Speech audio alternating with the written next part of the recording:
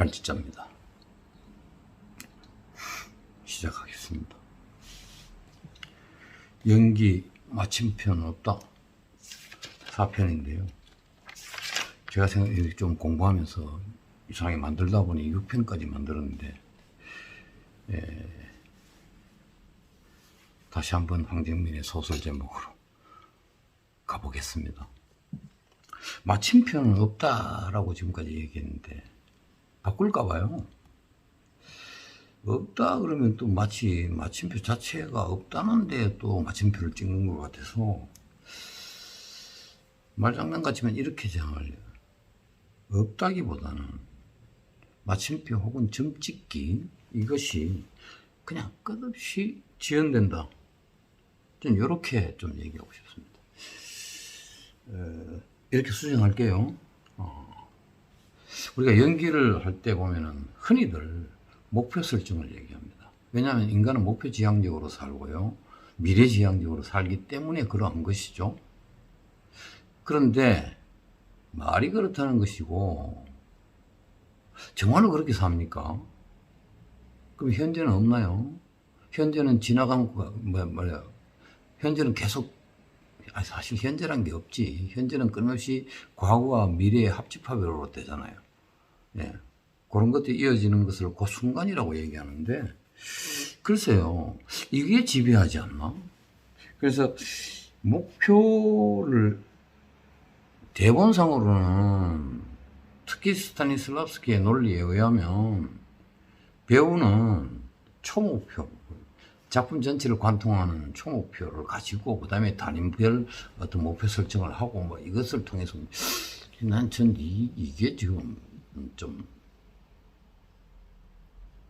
안 믿겨진다. 오해를 살 가능성이 많다. 스타니슬랍스키의 의도와는 달리 저는 이렇게 보고 있는데, 그래서 너무 목표 지향적이 된다는 것은, 미래 지향적이 된다는 것은 결국은 내가 거기까지 가야 될 과정을 자꾸 건너뛸 가능성이 많은 거 아니에요. 급해지고 목표만 바라보다 보니까, 가야 될 지점만 바라보다 보니까 옆에 오는 차는 못 보는 거 아니야. 그 목표를 가지지 말라는 얘기가 아니라 설정을 하되 버려라, 뭐 이런 생각을 하고 싶은데요. 특히나 체홉극을 만약에 연기한다고 칩시다. 체홉은 대본 자체가 그래요. 목표가 없는 사람들의 얘기예요. 방향성도 없어요. 근데 이거를 대본상으로는 그래도 뭐 대사가 있고 마치 정해지는 것 같으니까 그거 다 대놓고 댐빵 몸을 부려버리면은, 잠시만요.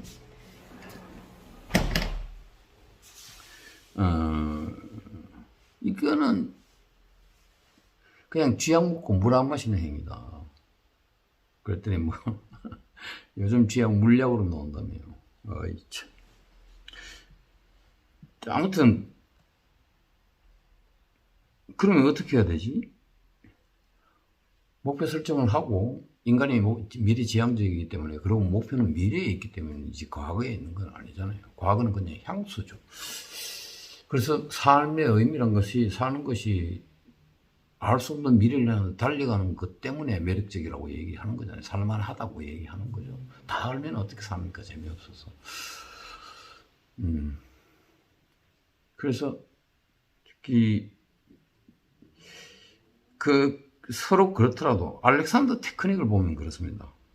자꾸 내가 얘기하는데, 자꾸 의식의 힘으로 잘못된 습관적인 몸을 교정하기 위해서 의식의 힘으로 몸을 부려라 얘기하는데, 어느 정도까지는 그럴 필요 있지만 그 뒤에는 이거는 허구의 몸을 조장하는 몸은 아니기 때문에 다른 국면으로 넘어가야 된다. 허구를 끌어들이는 몸을 가면은, 근데 하나는 맞아요. 목표지. 그럼에도 불구하고 알렉산더 선생께서 하는 얘기는 목표 지향적으로 몸을 놓지 마라, 이렇게 얘기를 해요.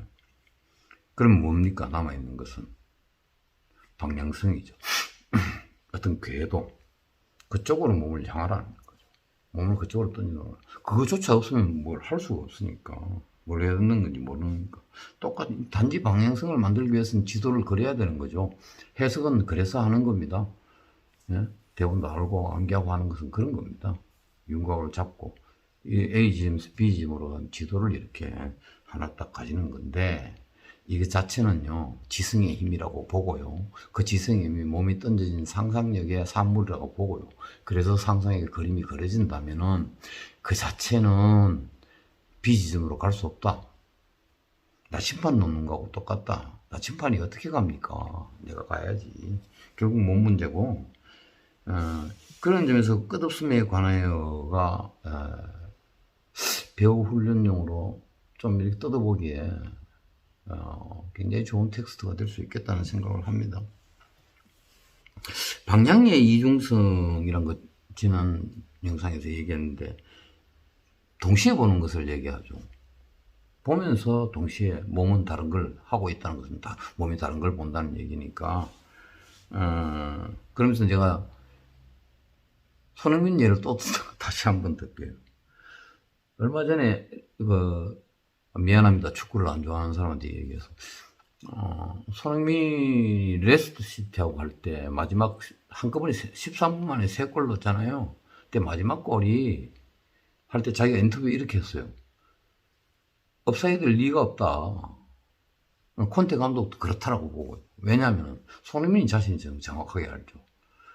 예, 내가 뛰어가는 건 멈추지 않도록 뛰더라도 말이죠. 속도 조절하면서 옆을 봤다는 거죠. 그러니까 뛰어가는 힘, 그것이 줄어들든 어쨌든 작동을 계속하고 있으면서 동시에 보는 것도 있다. 이게 봄의 이중성 아닙니까? 그리고 이거 뭐 단순하잖아요, 이거요. 그리고 내가 분명히 그 지점에 맞춰서 딱 볼 찰 때 뛰어 들어갔으니까, 그 뛰는 힘 그대로 갔으니까 당연히 온사이드다.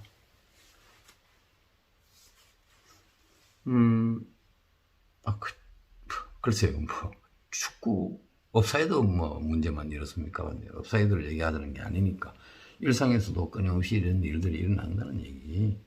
그것을 단순성의 분화라고 했고, 그 힘이 미결정에 강력한 접착제가 된다는 것이고, 이것이 알 수 없는 속내를 알 수 없게 만드는데 아주 크게 기여를 하고 있다는 것이고, 현대 연기가 관심을 끄는 것은 속이나 바깥이나 다 똑같이 보이는 것이 아니다. 블록버스터는 그럴 수 있어요. 보는 관점이 다르니까 그런 것이고. 그러나 그것 자체 블록버스터의 연기가 근본은 아니죠. 그 수록 블록버스터라도 그 근본은 어쩌면 가지고 있죠. 그래서 해석과는 무관하게 몸 자체의 삶은 살아나게 하려면은 목표 설정이 아니라 그런 걸 염두에 두더라도 방향성을 잡아라 이 얘기일 것 같고요. 그럼 요거는 몸 가지고 자꾸 따져본 건데 그럼 작품 자체로 다시 돌아가 봅시다. 우리가 작품을 딱 보면은 계속 얘기하는데 제가 하나로 통일할게요. 인격체의 힘, 지성의 힘 이거 있잖아요. 그 힘이 분석을 하잖아요. 분석은 뭘 위해서입니까? 판단하기 위해서잖아요. 판단을 지나서 약간 이해도 하고 판단과 이해의 몫은 제가 보기에는 물론 몸은 아닙니다. 그죠? 지성의 힘은 결국 두뇌의 힘일 것이고 그리고 이 힘은 필요하고 그 다음에 그런 것들이 사실은 정해지게 만드는 거죠. 정해놔야 안 정해진 것처럼 보이게 할 수 있으니까. 안 정해진 것처럼 보여야 되는 게 허구라면은 뭐 안 보여지게 만드는 건수가 있어야 될 거 아니에요. 덩어리가. 실체가 있어야 될 거 아니에요. 근데 그것 없이는 연기 못하는 거니까. 그래서 이거는 그럼에도 불구하고 이거는 허구적이고 이 허구가 내가 지금 현재 움직이고 있는 몸 자체의 삶에 뛰어듭니다. 반대는 아니에요. 주로 보면은 해석한 데다 몸을 끼 맞추는 경향이 있는데, 이건 좀 더 이따 얘기하기로 하고. 그래서 정해둔 것은 약속이고, 그렇게 가야 된다는 약속이고요. 허구이고, 요즘에서 요거는 무조건 짜고 치는 고스톱일 수 있는데, 그렇게 예상되는데, 그게 그렇게 안 보이게 하는 것. 이게 사기술 아닙니까? 연기는 자기를 잘 속이는 작업이라고 그랬고, 이제 그게, 그럼에도 불구하고 속이는 게 들키지 않는다는 것은 실체인 몸에 있다는 얘기를 자꾸 하고 싶어서 그렇습니다. 그래서 몸이 살지 지성이 살지 않는다. 몸은 몸이 알아서 살고 배우는 그걸 목격하는 힘을 가져야 된다. 이 힘이 없다? 글쎄요, 저는 그럼 배우 안 해야 된다고 생각하는데. 이런 걸 이론적으로 따져가지고 알든 모르든 그렇다 이 말입니다. 누가 이걸 다 이론적으로 알고 하겠어요. 그냥 제가 이제 말이 그렇다는 것이지. 그런데 어쨌든 이 둘은 합쳐져야 되잖아요. 합쳐진다는 말의 뉘앙스는 별로 재미없습니다. 왜 그러냐면은 합쳐진다 그러면 꼭 주체와 객체가 있는 것 같거든요. 중심이 있고 변방이 있는 것 같단 말이에요. 그래서 중심이 변방을 끌어들이는 느낌이 들어서 동화된다고 봅시다. 그 말이 나오는 것 같아. 근데 어떻게 동화되냐? 여기서 이제 저는 충동과 상상력을 다시 얘기해야 되는데, 충동은 처음 얘기하는 것 같은데, 우리가 연기 주인공은 충동이라고 얘기합니다. 그리고 다 아시겠지만 충동이란 것은 생각의 힘이 아니죠. 생각이 막 크게 충동이 아니죠. 생각이 있더라도 그걸 받은 몸이 어떤 뻥 하는 뭐 끌리는 힘, 그것이 에너지를 몸의 에너지를 작동시키잖아요. 근데 이게 흑우 속에서는 어떻게 작동하느냐 말이지. 충동이 없으면 연기가 안 되는데, 그러면은 상상이다. 그리고 계속 얘기했지만 상상력이란 것은 해석된 흑우가 안에서 이렇게 그림을 그리는 힘인데, 그거는 몸이 하지 지성이나 내가 하지 않는다.